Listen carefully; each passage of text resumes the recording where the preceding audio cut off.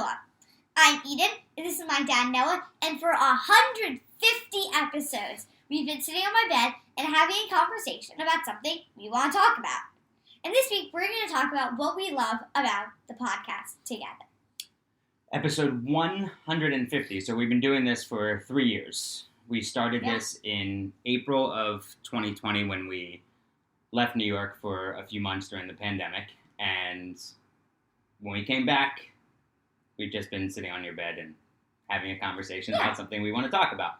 So to celebrate, I think it's a good topic to celebrate and talk about the lessons, some lessons learned. It's a milestone. Yeah.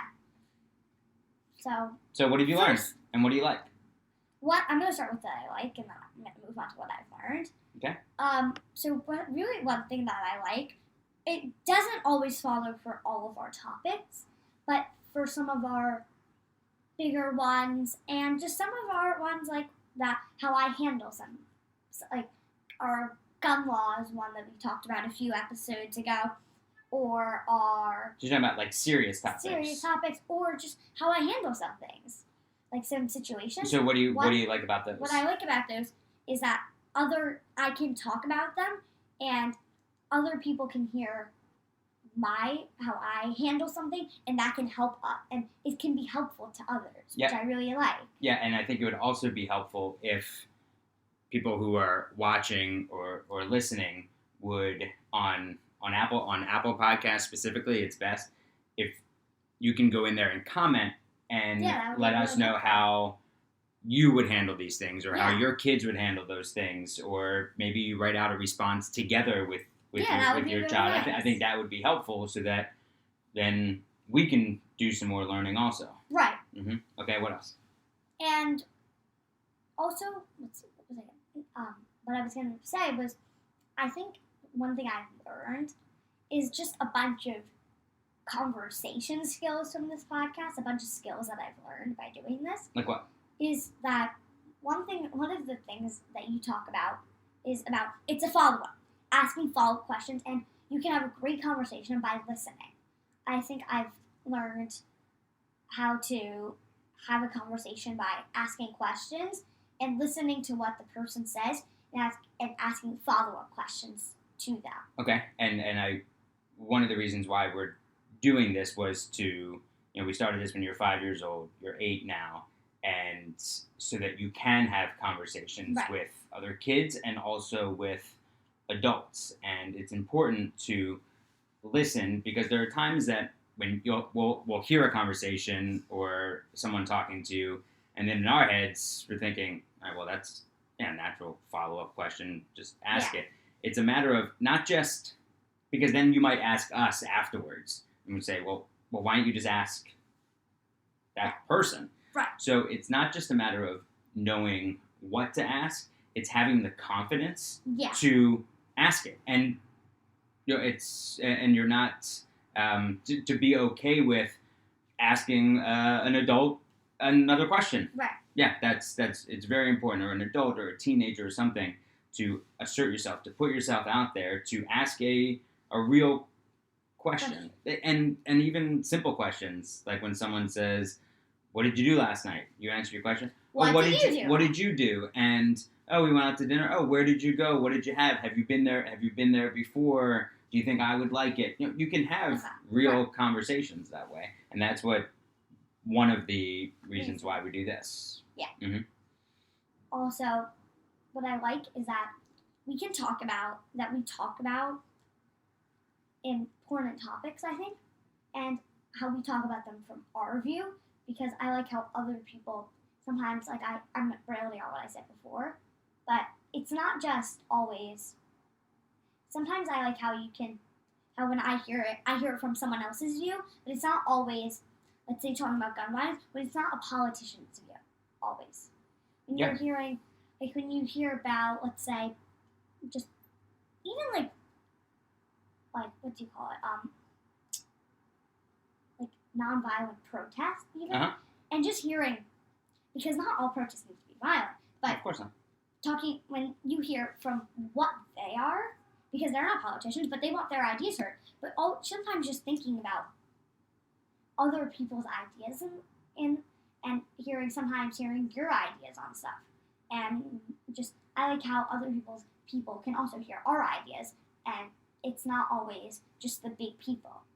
Right, so that, and it's something that we discussed a little bit this week when you were writing a short essay about making sure that everybody's voices are heard. Right. So it's a way to have your voice heard, and these days anyone can have a voice heard. And right. Sometimes that's dangerous because some of the voices are lunatics, but right. but everyone can have their voice heard, for better or for worse. Yeah, and so, I think it's important that everybody's voices are heard, but especially kids' voices also.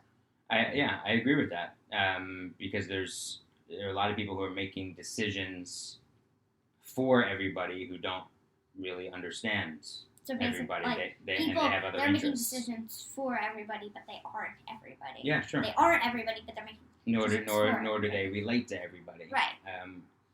Yeah. So a lot of our topics come from the news.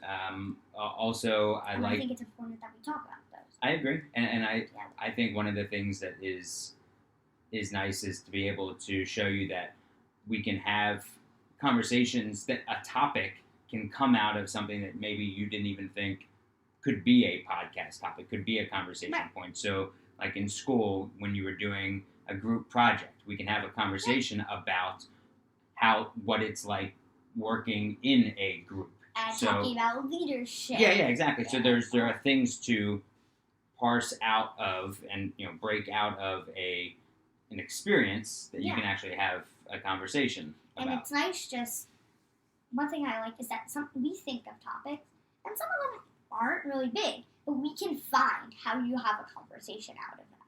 Yeah, sure. You can have a conversation about anything. Anything, and if you look, it's like if you actually look into it, like look through it, mm-hmm. push back barriers of the topic. Well, of an experience or a situation, like, you can get a topic. Get in it. Yeah.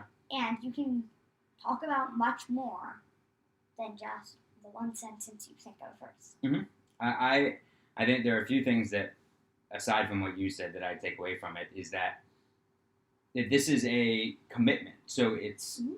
I've always said to you, like, if you want to just not do this anymore, don't do it anymore. Right. But it's something that I really enjoy doing with you. I think you enjoy doing it with me. I do. And it's a commitment. So you have okay, I'm doing this every week, so it's something I can think about during the week, and I can think of a topic, and it's something you might even look forward to. And so, and that will go a long way later in your life as you move forward, that you stick to a commitment. It's almost like having a job, but it's something that you enjoy. So maybe, hopefully for your job in your career, it'll be something that you enjoy, and it doesn't just feel like something I have to do. And you've stuck with it. I mean, we've done this we've only missed, I think, a few weeks over the past 3 years, maybe for vacation or I was away or something. I mean, that's 150 episodes.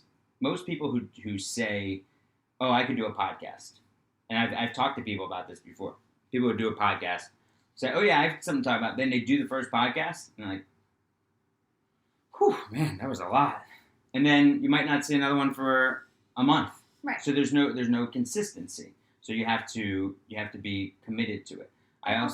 Can I go on to that? Yeah. And I think a great example of being committed is, I remember when once you were sick, and we still did it over Zoom.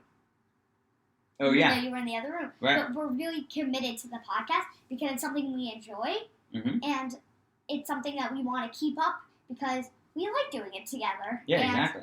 It's something we enjoy looking forward to every week. Right, exactly. And as long as we continue to see your thoughtfulness and maturity, then we'll continue to do it. And I hope there are times in your head as you're either speaking with friends or adults or anything, and in your head you can think about some of the lessons that we've learned here, right. and move you forward in life, like in day-to-day life. And I don't ever want you to feel ashamed or embarrassed to ask certain questions or move the needle forward in a respectful way. And something else that I cherish about this is that this is a time capsule for us. We're gonna have these records for ever. Right. Just gonna make sure they're constantly saved and updated and stored in different places. So this is a time capsule of however many number of years you want to do this together. But even if you said tomorrow, I don't want to do this anymore, we have, which I hope you don't, Right. we have 150 episodes, so 3 years worth of weekly conversations. So you can see how you've grown physically, how your voice has changed, how your thoughts have changed, how you present yourself. And when we started this at the beginning of the pandemic, Ted Price at Vocal, and unfortunately Vocal's not around, but Ted was extremely gracious to help us get started. And I can't thank him and his team enough for pushing us in this direction to put on the camera and do it. And we just started with coronavirus. And then we talked about... And then we actually taught viewers how to play Crazy 8. Right, the card game. Yeah. Everyone to know, you can go back to episode 2. So we've been able to find these topics and whatever has been on our mind at certain times. And there are some conversations that we're just not ready to have yet. Right.